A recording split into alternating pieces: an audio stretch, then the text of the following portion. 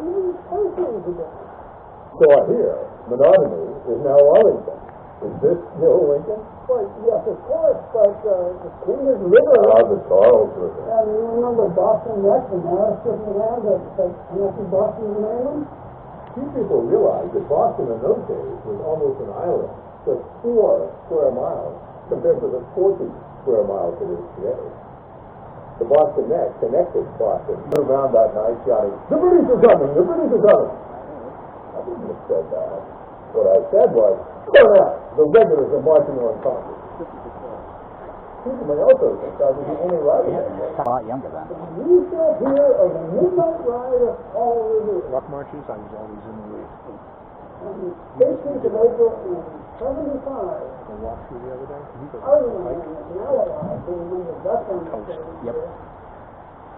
So, 2 days before, I had arranged that if the drinkers went out by rocket, 2 lanterns would be shown in the North Coast people. And by then, 1 lantern. So that we were apprehensive that it would be difficult for me to cross the solid river, guarded by the vaunted British Navy, or for Mr. Dawes to get across Boston Neck, guarded by the preeminent British Army. This was before the alarm got through, even if Lee did not. So his bridle he turns, but lingers and gazes so full on his face, a second lamp in the belfry burns. Well, Mr. Longfellow, you're changing history. I wasn't waiting for that signal. I had arranged that signal, but at that point, I already knew the red coats from lying outside Waterloo. Across the bridge in the Medford town, he heard the crowing of the cock and the barking of the farmer's dog, and felt the damp of the river fog that rises after the sun goes down. He was won by the village clock when he galloped into Lexington. He went up to Samuel Cupcake. He was abroad at that very late hour of night, as he was returning to Congress from Amorous rendezvous. When we had got just past the town line into Lincoln, Charles and Prescott stopped at a house to alert the men. I stepped along. I was about 200 yards ahead of them when I saw horses, regulars, already. "Charles, Prescott, come up! Here are 2 of them!" In an instant, I was surrounded by 4 British officers who said to me, "Damn you, stop! An inch further and you are a dead man." Dr. Prescott came up beside me and was also surrounded. Revere and I attempted to get through them, but the tactics for us. They were armed with pistols and swords, and they forced us into a pasture alongside the road.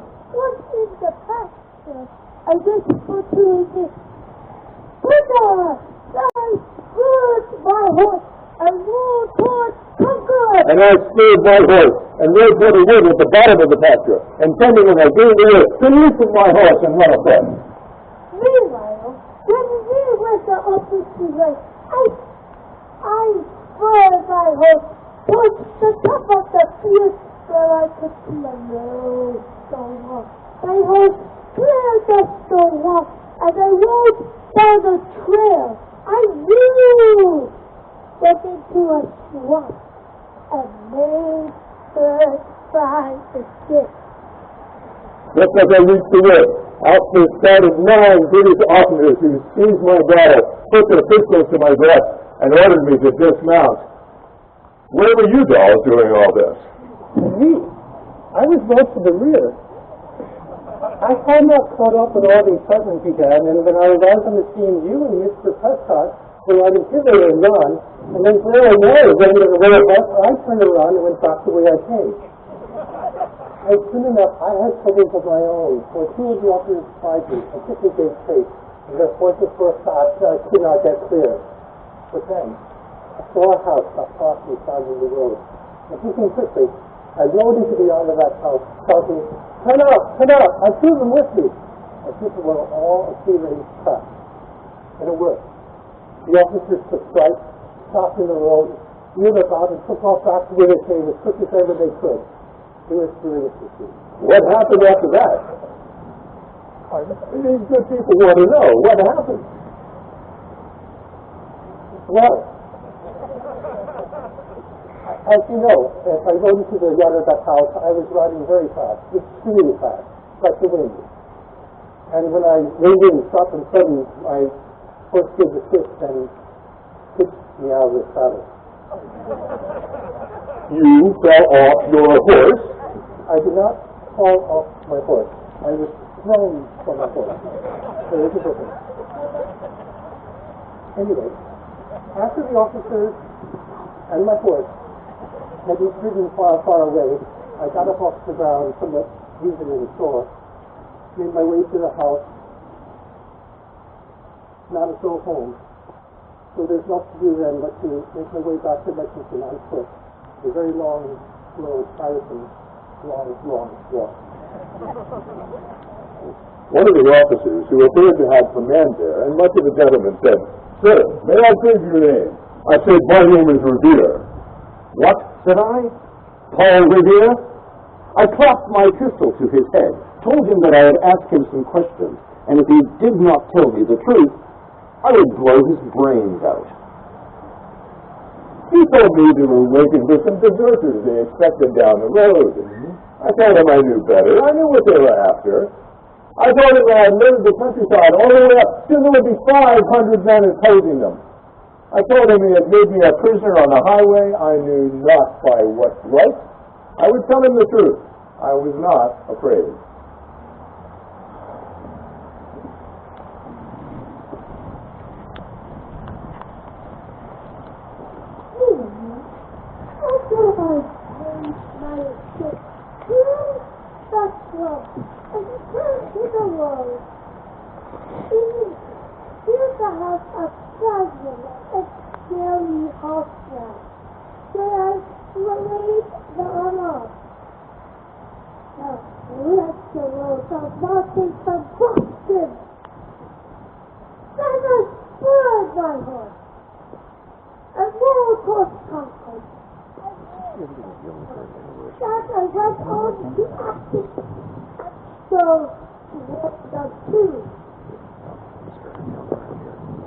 It was the doctor's night when my husband Samuel and I learned from Dr. Prescott that the regulars were coming out from Boston.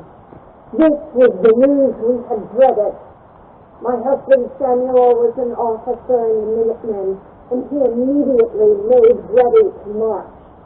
But we knew that the news must be shared with our neighbor, Captain William Smith of the Lincoln Minutemen. And so I left my young children with a servant girl and went out into the night to spread the alarm.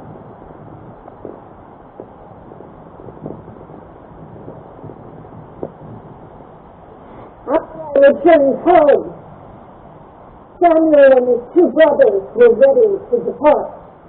No one could know what a frightful day it would be. Yes, yes. My husband, William, was captain of the Lincoln Minutemen.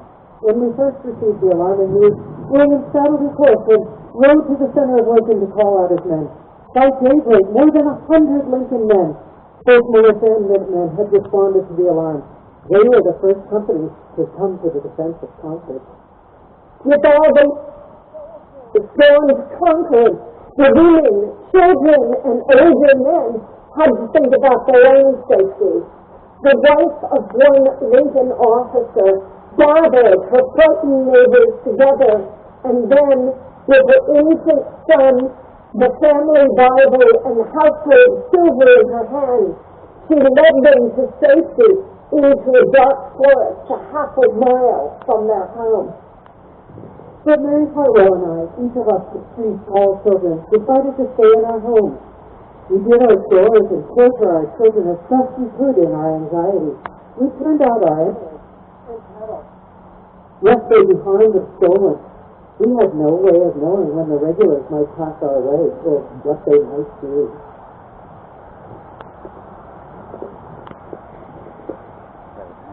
It was 2 by the 7 o'clock when it came to the village in Concord County. No. Mr. Longfellow, please. Revere never made it to Concord Town.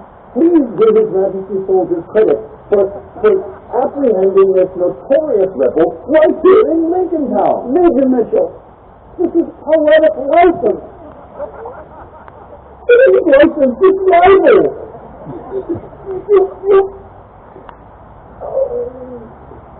Carry on.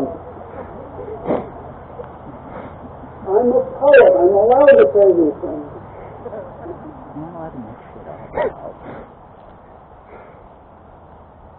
He heard the bleating of the flock and the twitter of birds among the trees. No, he didn't.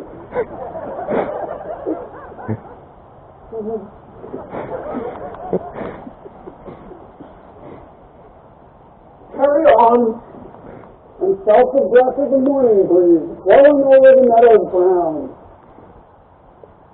And one was safe and asleep in his bed, who at the bridge would be first to fall, who that day would be lying dead, pierced by a British musket ball.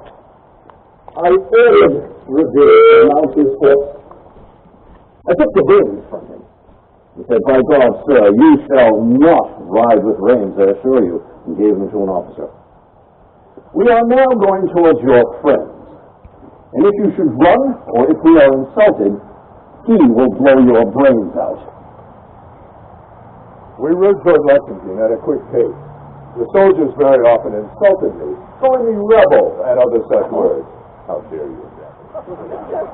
When we got within sight of the meeting house, we heard a volley of guns fired as an alarm.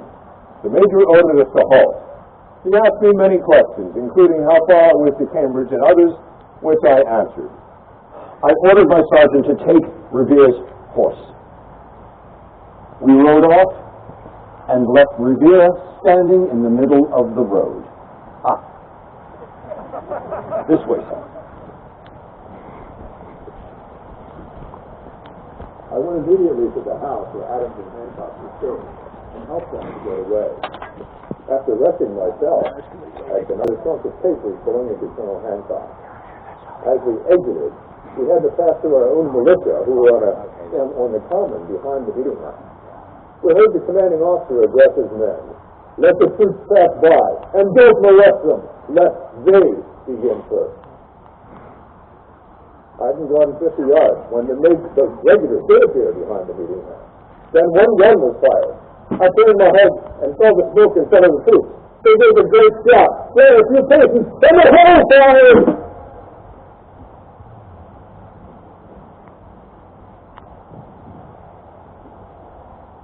You know the rest of the book you have read. How the British regulars fired and fled. How the farmers gave them ball for ball from behind each fence and farmyard wall, chasing the redcoats down the lane, then crossing the field to emerge again at the turn of the road, and only pausing to fire and load.